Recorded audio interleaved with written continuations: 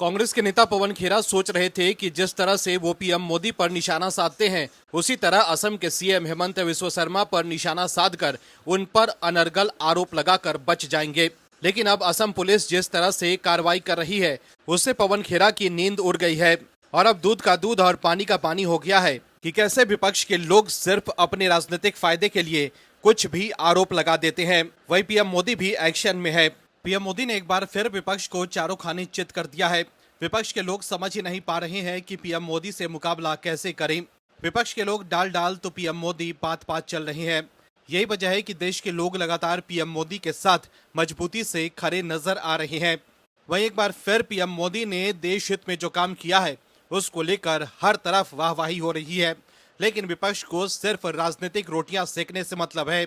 विपक्ष को डर सता रहा है कि इससे बीजेपी को चुनाव में फायदा हो सकता है। वहीं दूसरी तरफ कांग्रेस के नेता पवन खेरा की मुश्किलें बढ़ती जा रही है। फर्जी दस्तावेज के जरिए पवन खेरा बीजेपी को बदनाम करने की कोशिश कर रहे थे। असम के सीएम हेमंत बिस्वा शर्मा और उनकी पत्नी को लेकर अनर्गल आरोप लगा रहे थे, फर्जी दस्तावेज पेश कर रहे थे। उसको लेकर उनकी चिंता बढ़ गई है। सुप्रीम कोर्ट से झटका लगने के बाद अब पवन खेरा पर गिरफ्तारी की तलवार लटक गई है। ऐसे में असम पुलिस से बचने के लिए पवन खेरा फिलहाल अंडरग्राउंड हो गए हैं। लेकिन सीएम शर्मा का कहना है कि वो पवन खेरा को बख्शने के मूड में नहीं है। वहीं पवन खेरा को सुप्रीम कोर्ट से झटका लगने के बाद रवीश कुमार जैसे पत्रकार पवन खेरा के समर्थन में बोल रहे हैं। रवीश कुमार ने इस मामले में कांग्रेस नेता पवन खेरा पर दर्ज एफआईआर को लेकर सवाल उठाते हुए कहा है कि कायदे से आरोप का खंडन करना चाहिए या जांच के आदेश देने चाहिए। आरोप लगाने के पीछे पुलिस कैसे भेज सकते हैं? सुनने में ये बात सिद्धांतों की बात लगती है, लेकिन हकीकत यह है कि उन्होंने पूरे मामले के मूल तथ्यों को या तो नजरअंदाज किया या जानबूझकर दबा दिया। इसके अलावा कांग्रेस के दूसरे नेता भी पवन खेरा पर कार्रवाई को लेकर सवाल उठा रहे हैं। दर्शकों, रवीश कुमार ने कांग्रेस नेता उदित राज के एक पोस्ट को शेयर कर ये बात लिखी है, जिसमें उदित राज ने एक्स पर लिखा है कि मीडिया और प्रचार विभाग के चेयरमैन पवन खेरा ने राहत पाने के लिए सुप्रीम कोर्ट का दरवाजा खटखटाया, लेकिन जो सवाल पूछा जाना चाहिए था उसके बजाय एक विपरीत आदेश जारी कर दिया गया। सुप्रीम कोर्ट को यह पूछना चाहिए था कि हेमंत बिस्वा शर्मा पर लगाए गए आरोप सही है या गलत। हेमंत बिस्वा शर्मा की पत्नी पर 3 देशों के पासपोर्ट रखने, दुबई में संपत्ति होने और अमेरिका में निवेश करने के आरोप लगाए गए हैं। अब सच बोलना ही एक अपराध बन गया है। ऐसी स्थिति में लोग न्याय के लिए कहां जाएंगे? क्या अब से झूठ की ही जीत होगी? दर्शकों, कांग्रेस के लोग अब सुप्रीम कोर्ट पर भी सवाल उठा रहे हैं। वहीं अगर सुप्रीम कोर्ट से पवन खेरा को राहत मिल जाती तो कांग्रेस के लोग और रवीश कुमार जैसे पत्रकार इसे लोकतंत्र की जीत बताते। लेकिन अब विपक्ष के लोग और रवीश कुमार जैसे उनके समर्थक पत्रकार सुप्रीम कोर्ट के फैसले पर ही सवाल उठा रहे हैं। लेकिन आप दर्शक अगर सुप्रीम कोर्ट के फैसले से खुश हैं तो कमेंट में यस और वी सपोर्ट सीएम शर्मा जरूर लिखें, ताकि विपक्ष को साफ संदेश जाए कि देश के लोग सीएम शर्मा और बीजेपी के साथ हैं। इस खबर में आगे आपको बताएंगे सब कुछ डिटेल में, तो बने रहिए हमारे साथ अंत तक और देखिए हमारी ये खास रिपोर्ट। साथ ही आप दर्शकों से विनम्र निवेदन है कि अगर अब तक आपने चैनल को सब्सक्राइब नहीं किया है तो अभी कर लीजिए। वहीं असम सरकार द्वारा कार्रवाई तेज किए जाने के बाद पवन खेरा को गिरफ्तारी का डर सता रहा है, जिसके बाद एक बार फिर पवन खेरा ने सुप्रीम कोर्ट का रुख किया है। कांग्रेस नेता पवन खेरा का कहना है कि सुप्रीम कोर्ट ने उसकी गिरफ्तारी पर स्टे हटाने का आदेश एक पक्षीय पारित किया था। अदालत ने उनकी बात नहीं सुनी। ऐसे में एक बार फिर शुक्रवार को उनकी याचिका पर सुनवाई होनी है। असम सरकार बनाम पवन खेरा मामले में सुप्रीम कोर्ट में कांग्रेस के नेता पवन खेरा ने अपनी याचिका में तेलंगाना हाई कोर्ट से उन्हें दी गई 1 सप्ताह की ट्रांजिट अग्रिम जमानत पर रोक लगाने के शीर्ष अदालत के आदेश को रद्द करने की गुहार लगाई है। पवन खेरा की तरफ से अभिषेक मनु सिंघवी ने गुरुवार को इस याचिका पर तत्काल सुनवाई करने का आग्रह करते हुए चीफ जस्टिस की कोर्ट में उल्लेख किया था। पवन खेरा का कहना है कि गुवाहाटी हाई कोर्ट 21 तारीख तक छुट्टी पर है, तब तक स्टे ऑर्डर नहीं हटाया जाए, क्योंकि वो राहत के लिए अपने कानूनी अधिकारों का प्रयोग नहीं कर पाएंगे। दर्शकों, पवन खेरा को अंदाजा हो गया है कि असम पुलिस उन्हें गिरफ्तार कर सकती है, इसलिए गिरफ्तारी से बचने के लिए पवन खेरा ने फिर से सुप्रीम कोर्ट का दरवाजा खटखटाया है। दर्शकों, दिल्ली हाईकोर्ट ने अरविंद केजरीवाल से जुड़े अदालती सुनवाई के वीडियो सोशल मीडिया पर जारी करने के मामले में सख्त रुख अपनाया है। उच्च न्यायालय ने दिल्ली पुलिस से कहा है कि सोशल मीडिया पर मौजूद वे सभी वीडियो हटाए जाएं जिसमें अरविंद केजरीवाल को अदालत में जज से बहस करते हुए दिखाया गया है। दरअसल अरविंद केजरीवाल सोमवार को दिल्ली हाईकोर्ट में पेश हुए थे। इस दौरान उन्होंने करीब 1 घंटे से ज्यादा समय तक खुद अपनी दलील रखी। सुनवाई के दौरान अरविंद केजरीवाल ने जस्टिस स्वान कांता शर्मा को लेकर कुछ आशंकाएं भी जाहिर की और अनुरोध किया कि जज इस मामले से खुद को अलग कर लें। दर्शकों, अरविंद केजरीवाल की आदत है कि जब कोर्ट से उनके पक्ष में फैसला आता है तो वो कोर्ट के फैसले को लेकर अपनी जीत बताते हैं, लेकिन अगर कोर्ट से उनके खिलाफ में फैसला आता है तो वो जज पर ही सवाल उठा देते हैं। वहीं पश्चिम बंगाल में विशेष गहन पुनरीक्षण यानी एसआईआर में हटाए गए मतदाताओं को लेकर सुप्रीम कोर्ट ने कहा है कि चुनाव से 2 दिन पहले तक ट्रिब्यूनल से क्लीन चिट पाए लोग वोट डाल सकते हैं। कोर्ट ने संविधान के आर्टिकल 142 का इस्तेमाल कर ये आदेश दिया है। कांग्रेस के नेता पवन खेरा अब अपने ही बिछाए जाल में फंस गए हैं। पवन खेरा ये सोच रहे थे कि असम के सीएम हेमंत बिस्वा शर्मा पर फर्जी आरोप लगाकर वो राहुल गांधी को खुश कर देंगे और कांग्रेस को इसका सियासी फायदा मिलेगा। सीएम हेमंत बिस्वा शर्मा और उनकी पत्नी को लेकर पवन खेरा ने सोशल मीडिया पर पोस्ट कर लिखा था कि ये लोग चुनाव हारने के बाद देश छोड़कर भागने की तैयारी में है। पवन खेरा ने लिखा था कि सावधान रहे, सतर्क रहें। लेकिन पवन खेरा के पोस्ट पर रिप्लाई करते हुए एक यूजर ने लिखा था कि दांव कहीं उल्टा न पड़ जाए। इसके अलावा एक दूसरे यूजर ने लिखा था कि उसका तो पता नहीं लेकिन तुम जरूर भागोगे। दर्शकों, सोशल मीडिया पर पहले ही लोगों को अंदाजा हो गया था कि सीएम शर्मा और उनकी पत्नी का तो पता नहीं लेकिन पवन खेरा ही भाग जाएंगे, और हुआ भी ऐसा ही। अब पवन खेरा असम पुलिस से भागे भागे फिर रहे हैं। वहीं अब पवन खेरा के फंसने के बाद कांग्रेस के नेताओं की भाषा भी बदल गई है। दर्शकों, कांग्रेस के नेता पवन खेरा की मुश्किलें लगातार बढ़ती जा रही है। दरअसल सुप्रीम कोर्ट ने पवन खेरा की ट्रांजिट बेल पर रोक लगा दी।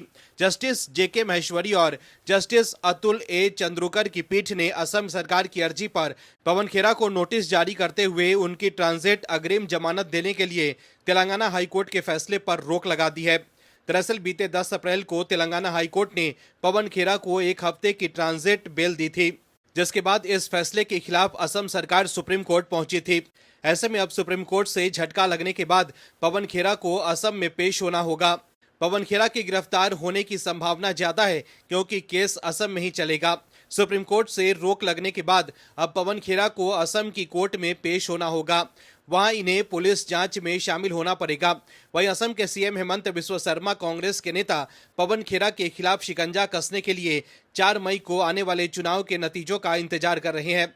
सीएम शर्मा का दावा है कि कांग्रेस के कई नेता भी निजी तौर पर उन्हें ठीक से टाइट करने के लिए कह रहे हैं। यही नहीं, सीएम शर्मा ने इस पूरे घटनाक्रम को लेकर असम पुलिस और चुनाव आयोग तक से खफा है। वहीं सीएम शर्मा के इस मूड के बीच सुप्रीम कोर्ट से भी पवन खेरा को झटका लगा है। दरअसल सीएम शर्मा ने एक हिंदी न्यूज चैनल से बातचीत में पवन खेरा एपिसोड को लेकर बहुत ही विस्फोटक बातें कही है। न्यूज चैनल से बातचीत में सीएम शर्मा ने दावा किया है कि कांग्रेस के नेता भी उन्हें कह रहे हैं कि पवन खेरा राज्यसभा जाने के चक्कर में ये सब कर रहे हैं। दरअसल एबीपी न्यूज से बात करते हुए पवन खेरा को लेकर सीएम शर्मा ने कहा है कि कांग्रेस के नेता ही कह रहे हैं कि इसको ठीक करो, ये राज्यसभा जाने के चक्कर में कांग्रेस को बर्बाद कर रहा है। वहीं पवन खेरा मामले में सीएम हेमंत बिस्वा शर्मा की नाराजगी असम पुलिस से भी स्पष्ट तौर पर दिख रही है। उन्होंने कहा है कि अगर प्रदेश में उनकी सरकार वापस सत्ता में आती है तो पवन खेरा को गुवाहाटी से आसानी से जाने देने के लिए वो पुलिस कमिश्नर के खिलाफ सख्त कार्रवाई करेंगे। सीएम शर्मा ने कहा है कि ये बंदा गुवाहाटी से दिल्ली कैसे भाग पाया। 4 मई को जैसे ही सरकार बनेगी, 5 मई को सबसे पहले मैं गुवाहाटी के पुलिस कमिश्नर को हटाऊंगा। सुबह 12 बजे केस दर्ज हुआ, 6 बजे सुबह पवन खेरा गुवाहाटी से चला गया, मतलब असम पुलिस ने उन्हें जाने दिया। मैं चुनाव आयोग और पुलिस कमिश्नर के खिलाफ PIL दायर करूंगा। वहीं अब सुप्रीम कोर्ट से झटका लगने के बाद कांग्रेस के नेताओं की भाषा बदल गई है। कांग्रेस के नेता आलोक शर्मा ने एक्स पर लिखा है कि हाल के दिनों में पवन खेरा जी ने अपनी प्रेस कॉन्फ्रेंस में हेमंत बिस्वा शर्मा और उनके परिवार के संबंध में जो भी गंभीर सवाल और तथ्य उठाए हैं वे महज राजनीतिक आरोप नहीं है बल्कि लोकतांत्रिक जवाबदेही की मांग है। लोकतंत्र की मूल भावना ये है कि सत्ता में बैठी सरकार जनता और विपक्ष दोनों के प्रति जवाबदेही रहे। सवाल उठाना विपक्ष का कर्तव्य है और उन सवालों का तथ्यों के साथ जवाब देना सरकार की जिम्मेदारी है। हालांकि ये दुर्भाग्यपूर्ण है कि अब तक उठाए गए किसी भी सवाल का कोई स्पष्ट और संतोषजनक जवाब नहीं दिया गया है। दर्शकों, पहले तो पवन खेरा और कांग्रेस के लोग सीएम शर्मा और उनकी पत्नी पर खुलासा कर रहे थे, फर्जी कागज दिखाकर आरोप लगा रहे थे। पवन खेरा ये आरोप लगा रहे थे कि सीएम शर्मा की पत्नी के पास कई देशों के पासपोर्ट हैं, विदेशों में भी उनकी प्रॉपर्टी है और सीएम शर्मा और उनकी पत्नी चुनाव के बाद देश छोड़कर भागने वाले हैं। लेकिन अब फंसने के बाद कांग्रेस के नेता ये कह रहे हैं कि पवन खेरा सिर्फ सवाल पूछ रहे थे क्योंकि वो विपक्ष में है। लेकिन दर्शकों, आरोप लगाने में और फर्जी दस्तावेज के जरिए ये साबित करने की कोशिश करना कि असम के सीएम की पत्नी के पास 3 देशों के पासपोर्ट हैं और विदेशों में भी उनकी प्रॉपर्टी है, ये कहां तक उचित है। पीएम मोदी ने एक बार फिर विपक्ष को बुरा फंसा दिया है। पीएम मोदी ने जो फैसला लिया है उससे विपक्ष के लोग काफी परेशान नजर आ रहे हैं। विपक्ष को अंदाजा हो गया है कि अब उनके लिए 2029 के लोकसभा चुनाव में फिर से बीजेपी को चुनाव जीतने से रोक पाना काफी मुश्किल हो जाएगा। यही वजह है कि सोनिया गांधी से लेकर राहुल गांधी और कांग्रेस के तमाम नेता काफी बेचैन है। लेकिन दर्शकों, कांग्रेस को जो डर था वही हो गया है। विपक्ष के लोग जो अफवाह फैला रहे थे उसे मोदी सरकार ने एक्सपोज कर दिया है। खुद पीएम मोदी और गृह मंत्री अमित शाह ने विपक्ष के मंसूबों पर पानी फेर दिया है। दर्शकों, संसद के विशेष सत्र में गुरुवार को भारी हंगामे, तीखे नोकझोंक और विपक्षी घेराबंदी के बीच मोदी सरकार ने 131वां संविधान संशोधन विधेयक 2026 लोकसभा में पेश कर दिया। वहीं चर्चा में हिस्सा लेते हुए पीएम मोदी ने कहा कि वो राज्यों से वादा करते हैं और गारंटी देते हैं कि किसी भी राज्य के साथ भेदभाव नहीं होगा। महिला आरक्षण बिल से जुड़े संशोधनों पर पीएम मोदी ने कहा है कि देश में जब भी चुनाव हुए हैं उसमें महिलाओं के अधिकारों का जिन लोगों ने विरोध किया है उनका हाल बुरा हुआ है। वहीं परिसीमन के मुद्दे पर उत्तर दक्षिण की राजनीति करने वालों को पीएम मोदी ने करारा जवाब दिया। पीएम मोदी ने कहा कि किसी के साथ भेदभाव नहीं होगा, अन्याय नहीं होगा। पहले के अनुपात को मेंटेन करने का आश्वासन और गारंटी भी दिया। वहीं केंद्रीय गृह मंत्री अमित शाह ने परिसीमन को लेकर कई बातें स्पष्ट कर दी है। उन्होंने विपक्ष को जवाब देते हुए कहा कि परिसीमन के मामले पर भ्रम फैलाया जा रहा है। गृह मंत्री अमित शाह ने कहा कि दक्षिण भारत के राज्यों की सीटें बढ़ने वाली है। अमित शाह ने लोकसभा में परिसीमन पर कहा कि दक्षिण के राज्यों को किसी भी तरह का नुकसान नहीं होगा, बल्कि उनकी सीटें बढ़ेंगी। अमित शाह ने कहा कि भ्रम फैलाया जा रहा है कि तीनों विधेयक आने से दक्षिण की क्षमता सदन में कम हो जाएगी और दक्षिण के राज्यों को नुकसान हो जाएगा। कर्नाटक से अभी 28 सीटें हैं जो 5.15% है। वहीं संविधान संशोधन के बाद 43 हो जाएंगी, यानी जरा भी नुकसान नहीं होगा। शाह ने कहा कि कर्नाटक में 28 सीटें हैं, यानी 5.15%। वहीं बिल पारित होने के बाद 42 सीटें 5.14% हो जाएंगी। तेलंगाना में 17 सीटें हैं, यानी 3.13%, जो कि 26 हो जाएंगे। तमिलनाडु की शक्ति भी कम नहीं होगी। अभी तमिलनाडु में 39 यानी 7.18% सीटें हैं, जो कि बढ़कर 59 सीटें होंगी, यानी 7.23%।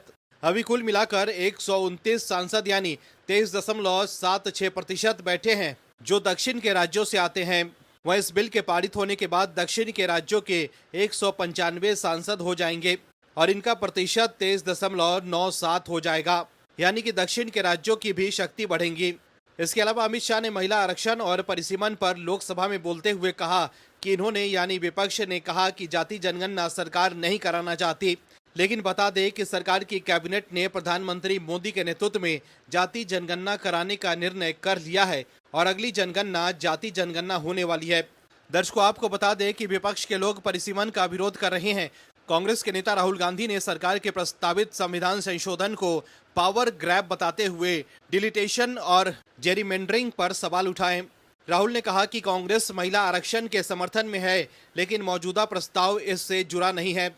केंद्र सरकार के प्रस्तावित संविधान संशोधन के प्रस्ताव पर हमला बोलते हुए राहुल गांधी ने इसे सत्ता कब्जाने की कोशिश करार दिया। राहुल गांधी ने एक्स पर अपनी बात रखी। उन्होंने वीडियो जारी करते हुए कहा कि कांग्रेस पार्टी महिला आरक्षण का पूरा समर्थन करती है, लेकिन सरकार की मंशा कुछ और है। वहीं सोनिया गांधी भी इसका विरोध कर रही है।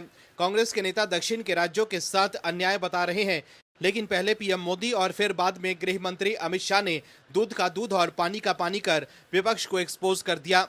गौरतलब है कि महिला आरक्षण अधिनियम के तहत लोकसभा और राज्यसभाओं में महिलाओं के लिए 33% सीटें आरक्षित की जानी है। इसे 2029 के लोकसभा चुनाव में लागू करने का लक्ष्य है। सरकार का तर्क है कि सीटों की संख्या बढ़ाकर 816 करने से महिलाओं के लिए 272 से अधिक सीटें सुनिश्चित हो जाएंगी, जिससे पुरुषों की वर्तमान सीटों पर भी बड़ा असर नहीं पड़ेगा। वहीं कांग्रेस और अन्य विपक्षी दलों ने इस परिसीमन पर सवाल उठाए हैं। दर्शकों, इस बिल के पारित होने के बाद दक्षिण के राज्यों को 66 सीटों का फायदा होगा, जबकि उत्तर भारत के राज्यों को लगभग 200 सीटों का लाभ मिलेगा। 816 सीटों वाली लोकसभा में बहुमत का आंकड़ा 409 होगा। विपक्ष को डर है कि उत्तर भारत के राज्यों यानी यूपी, बिहार, मध्य प्रदेश, राजस्थान आदि की कुल 471 संभावित सीटों के दम पर कोई भी दल दक्षिण भारत को नजरअंदाज करके केंद्र में सरकार बना सकता है। दर्शकों, विपक्ष के लोग भी जानते हैं कि बीजेपी उत्तर भारत में काफी मजबूत है। ऐसे में कांग्रेस और विपक्ष को डर है कि लोकसभा में सीटों की संख्या बढ़ने से बीजेपी उत्तर भारत के राज्यों के दम पर केंद्र की सत्ता में लंबे वक्त तक बनी रह सकती है। आप दर्शकों से विनम्र निवेदन है कि चैनल को सब्सक्राइब जरूर करें।